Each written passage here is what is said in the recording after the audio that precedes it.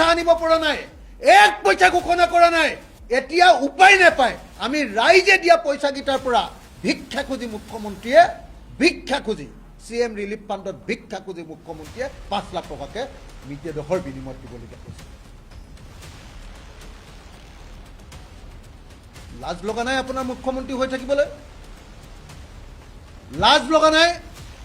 মই হলে পদত্যাগ কৰিলোহেঁতেন। এই সময়ত প্ৰধানমন্ত্ৰীয়ে যদি এনেকুৱা কৰে মই হলে পদত্যাগ কৰিলোহেঁতেন। মুখ্যমন্ত্ৰী ডাঙৰীয়া, মই হলে পদত্যাগ কৰিলোহেঁতেন।